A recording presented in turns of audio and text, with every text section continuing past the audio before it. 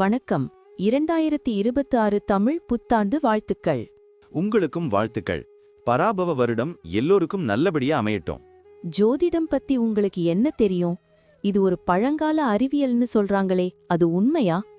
ஆமா, ஜோதிடம்ங்கிறது கோள்கள் நட்சத்திரங்களோட நிலைய வச்சு நம்மளோட எதிர்காலம், குணம், வாய்ப்புகள் இதையெல்லாம் கணிக்கிற ஒரு முறை. உலகத்துல பல கலாச்சாரங்கள்ல ஆயிரக்கணக்கான வருஷங்களா இத பின்பற்றி வர்றாங்க. அப்போ வேத ஜோதிடம்னு ஒன்னு இருக்கே, அதுக்கும் இதுக்கும் என்ன சம்பந்தம்? வேத ஜோதிடம், அதாவது இந்திய ஜோதிடம், சந்திரன், நட்சத்திரங்கள், கோள்களோட சஞ்சாரம் இதையெல்லாம் முக்கியமா எடுத்துக்குது. ஒவ்வொரு ராசி லக்னம், கிரக அமைப்பும் ஒருத்தரோட வாழ்க்கையில பலவிதமான தாக்கங்களை ஏற்படுத்தும். இது எல்லாமே அவங்கவங்க ஜாதகத்தை பொறுத்து அமையும். சரி, 2026 தமிழ் புத்தாண்டு, அதாவது பராபவ வருஷத்துல கிரக நிலைகள் எப்படி இருக்கும்? இதனால நமக்கு என்ன மாதிரி பலன்கள் கிடைக்கும்? அததான் இப்போ நம்ம பார்க்க போறோம். இந்த பராபவ வருஷத்துல 12 ராசிக்காரர்களுக்கும் என்னென்ன சிறப்பு பலன்கள் இருக்குன்னு ஜோதிட ரீதியா நம்ம பார்க்கலாம். ரொம்ப சுவாரஸ்யமா இருக்கே.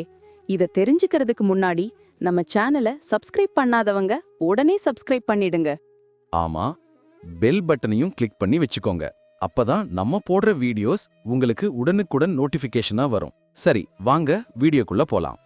மேசராசி அன்பர்களே, 2026 தமிழ் புத்தாண்டு உங்களுக்கு எப்படி இருக்க போகுதுன்னு தெரியுமா? ஆமாங்க, நான் அதைத்தான் எதிர்பார்த்துட்டு இருந்தேன். நிறைய மாற்றங்கள், வாய்ப்புகள்லாம் வரும்னு சொல்றாங்க, அது உண்மையா? கண்டிப்பா உண்மைங்க.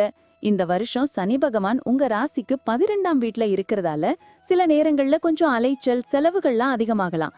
ஆனா அத பத்தி ரொம்ப கவலைப்பட வேண்டாம். அடடே, அப்படியா? அப்போ ராகுக்கு இதை பத்தி என்ன சொல்றீங்க? ராகு பகவான் 11ஆம் வீட்ல இருக்கிறதால உங்களுக்கு புது புது தொடர்புகள் கிடைக்கும். எதிர்பார்த்த லாபங்கள்லாம் கண்டிப்பா வரும். கேது பகவான் 5ஆம் வீட்ல இருக்கிறதால ஆன்மீகத்துல ஈடுபாடு அதிகமாகும். குழந்தைகளை பத்தின சிந்தனைகளும் நிறைய வரும். ரொம்ப நல்ல விஷயம். குரு பகவான் நிலைமை எப்படிங்க?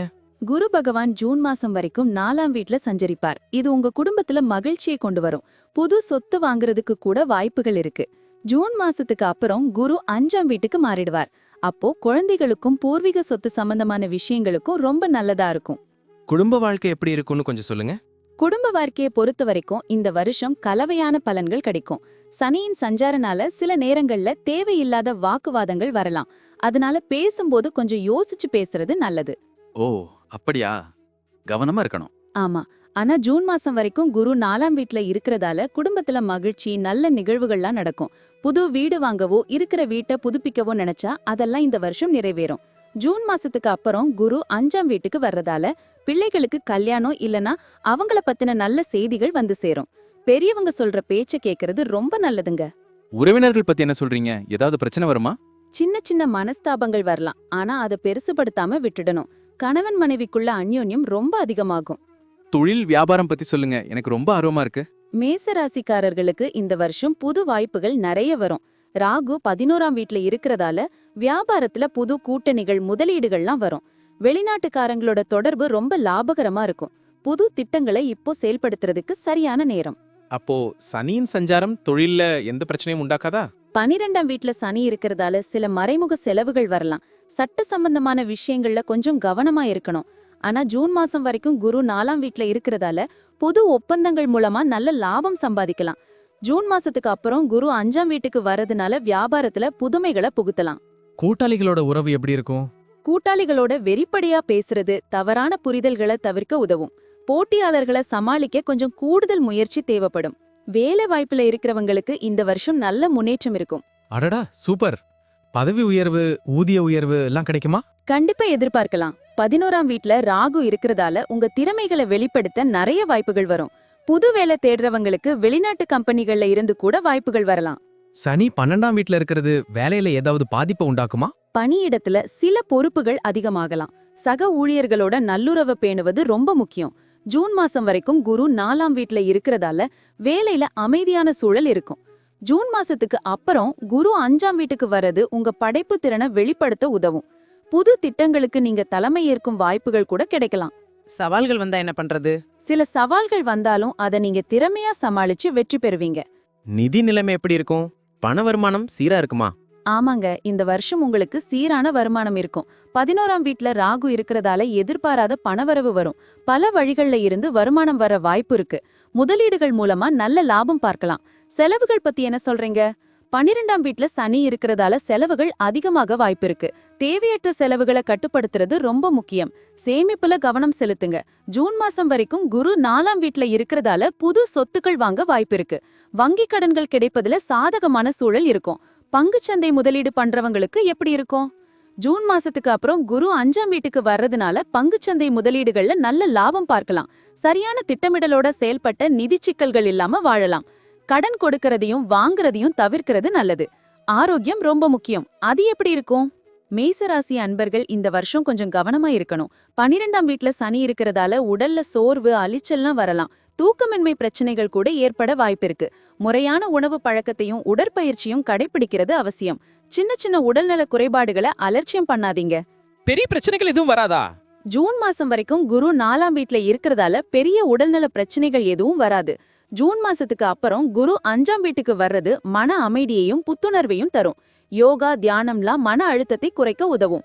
முக்கியமா எலும்பு, மூட்டு சம்பந்தமான பிரச்சனைகள் உள்ளவங்க எச்சரிக்கையா இருக்கணும். மருத்துவ பரிசோதனைகளை சரியான நேரத்துல செஞ்சுக்கிறது நல்லது. பிள்ளைகள் பத்தி சொல்லுங்க. அவங்க படிப்பு எப்படி இருக்கும்? பிள்ளைகள் விஷயத்துல இந்த வருஷம் உங்களுக்கு நல்ல பலன்கள் கிடைக்கும். கேது 5ஆம் வீட்ல இருக்கிறதால அவங்க படிப்புல கொஞ்சம் கவனம் தேவைப்படலாம். சில நேரங்கள்ல பிடிவாதமா இருக்கலாம். அவங்களோட பொறுமையா பேசுறது நல்லது. ஜூன் மாசத்துக்கு அப்புறம் எப்படி? ஜூன் மாசத்துக்கு அப்புறம் குரு 5ஆம் வீட்டுக்கு வரதால பிள்ளைகள் படிப்புல நல்ல முன்னேற்றம் இருக்கும். அவங்க உயர்கல்விக்காக வெளிநாடு போறதுக்கு கூட வாய்ப்புகள் இருக்கு. பிள்ளைகள் கல்யாணம் பத்தின பேச்சுவார்த்தைகள் நல்ல முடிவுக்கு வரும். புதுசா குழந்தை பாக்கியம் இல்லாதவங்களுக்கு இந்த வருஷம் அதற்கான வாய்ப்புகள் உருவாகும். அப்போ பிள்ளைகளோட ஆரோக்கியம்? பிள்ளைகளோட ஆரோக்கியத்துல கொஞ்சம் கவனம் செலுத்துறது நல்லது. அவங்களோட நேரம் செலவிடுறது உறவை வலுப்படுத்தும். அவங்க திறமைகளை ஊக்கப்படுத்துங்க. பயணங்கள் பத்தி என்ன சொல்றீங்க? நிறைய பயணங்கள் இருக்குமா? ஆமாங்க, இந்த வருஷம் நிறைய பயணங்கள் மேற்கொள்ள வேண்டி இருக்கும். 12ஆம் வீட்ல சனி இருக்கிறதால தொழில் சம்பந்தமா நீண்ட தூர பயணங்கள் வரலாம். சில நேரங்கள்ல இந்த பயணங்கள் சோர்வை தரலாம். ஆன்மீக பயணங்களுக்கும் வாய்ப்புகள் உண்டு. வெளிநாட்டு பயணங்கள் எப்படி இருக்கும்? ராகு 11ஆம் வீட்ல இருக்கிறதால வெளிநாட்டு பயணங்கள் மேற்கொள்ளலாம். முக்கியமா வியாபாரம், வேலை நிமித்தமா வெளிநாடு போக நினைக்கிறவங்களுக்கு இந்த வருஷம் ரொம்ப நல்லா இருக்கும். ஜூன் மாசம் வரைக்கும் குரு 4ஆம் வீட்ல இருக்கிறதால குடும்பத்தோட சுற்றுலா போக திட்டமிடலாம். ஜூன் மாசத்துக்கு அப்புறம் குரு 5ஆம் வீட்டுக்கு வர்றது புண்ணிய யாத்திரைகளை மேற்கொள்ள தூண்டும். பயணத்துல பாதுகாப்பு முக்கியம் இல்லையா? கண்டிப்பா. பயணங்களின் போது பாதுகாப்புலயும் உடைமைகள்லயும் கவனம் தேவை. திடீர் பயணங்கள் கூட லாபத்தை ஈட்டித் தரும். ஒட்டுமொத்தமா 2026 தமிழ் புத்தாண்டு மேசராசிக்கு எப்படி இருக்கும்னு சொல்லுங்க. ஒட்டுமொத்தமா சொல்லணும்னா 2026 தமிழ் புத்தாண்டு மேசராசி அன்பர்களுக்கு புது திருப்பங்களையும் முன்னேற்றங்களையும் கொண்டு வரும். சனியின் 12ஆம் வீட்டு சஞ்சாரம் சில சவால்களை கொடுத்தாலும் ராகுவின் 11ஆம் வீட்டு சஞ்சாரம் புது வாய்ப்புகளை உருவாக்கும். குருவின் சஞ்சாரம் உங்க வாழ்க்கைக்கு ரொம்ப பலமா இருக்கும். ஜூன் மாசத்துக்கு அப்புறம் குருவின் சஞ்சாரம் எப்படி இருக்கும்? ஜூன் மாசத்துக்கு அப்புறம் குருவின் 5ஆம் வீட்டு சஞ்சாரம் பிள்ளைகள் மற்றும் அதிர்ஷ்டம் தொடர்பான விஷயங்கள்ல நன்மைகளை தரும். இந்த வருஷம் நீங்க பொறுமையாகவும் நம்பிக்கையோடவும் செயற்படணும். ஆன்மீக ஈடுபாடு உங்களுக்கு மன அமைதியை தரும். குடும்பத்தோட அதிக நேரம் செலவிடுறது நல்லது. நீங்க எடுக்கிற முடிவுகள்ல கவனமா இருங்க. உங்க உழைப்புக்கு ஏற்ற பலன்கள் கண்டிப்பா கிடைக்கும். அப்போ இந்த வருஷம் வெற்றி நிச்சயம்னு சொல்றீங்க? கண்டிப்பா. வரும் வருடத்துல நீங்க சிறப்பான வெற்றிகளை பெறுவீங்க. இறுதியா 2026 தமிழ் புத்தாண்டு மேசராசி அன்பர்களுக்கு விடாமுயற்சியும் தன்னம்பிக்கையும் தேவைப்படும் ஒரு வருடமாக அமையும். சனி பகவானின் சஞ்சாரம் சில நேரங்கள்ல தாமதங்களையும் சோதனைகளையும் அளித்தாலும் அது உங்களை இன்னும் பலப்படுத்தும். ராகுவின் சிறப்பான சஞ்சாரம் எதிர்பாராத வெற்றிகளையும் புகழையும் தேடித்தரும். குரு பகவானின் அருளும் கிடைக்குமா? ஆமா, குரு பகவான் ஜூன் மாசம் வரைக்கும் குடும்ப சுகத்தையும் ஜூன் மாசத்துக்கு அப்புறம் புத்திர பாக்கியத்தையும் அறிவு வளர்ச்சியும் அருளுவார். கேது பகவானின் 5ஆம் வீட்டு சஞ்சாரம் ஆன்மீக சிந்தனைகளை அதிகரிக்கும். எந்த ஒரு புது விஷயத்திலையும் ஈடுபட முன் நல்லா சிந்திச்சு செயற்படுறது நல்லது. உங்க மன உறுதியால எல்லா தடைகளையும் தாண்டி இந்த வருஷம் நீங்க நிச்சயம் வெற்றி பெறுவீங்க. பொறுமையா இருங்க, நல்லதே நடக்கும். இவ்வளவு நேரம் நம்ம பார்த்த இந்த பலன்கள்லாம் பொதுவானவை மட்டும்தான். ஆமாங்க, உங்களுடைய தனிப்பட்ட ஜாதகத்தை பொறுத்து சில விஷயங்கள்ல மாற்றங்கள் இருக்கலாம். இருந்தாலும் நாங்க சொன்ன பெரும்பாலான விஷயங்கள் உங்க வாழ்க்கையில நடக்கும்னு நம்புறோம். இந்த வீடியோ உங்களுக்கு பிடிச்சிருந்தா மறக்காம லைக் பண்ணுங்க, உங்க நண்பர்களோட ஷேர் பண்ணுங்க, அப்புறம் நம்ம சேனலை சப்ஸ்கிரைப் பண்ணுங்க. பக்கத்துல இருக்கிற ஆல் பட்டனையும் கிளிக் பண்ணி வச்சுக்கோங்க. அப்பதான் நாங்க புதுசா போடுற வீடியோக்கள் உங்களுக்கு உடனுக்குடன் நோட்டிபிகேஷனா வரும். உங்களுடைய எதிர்கால வெற்றிக்கு எங்களுடைய மனமார்ந்த வாழ்த்துக்கள். நம்பி வாழ்க வளமுடன்.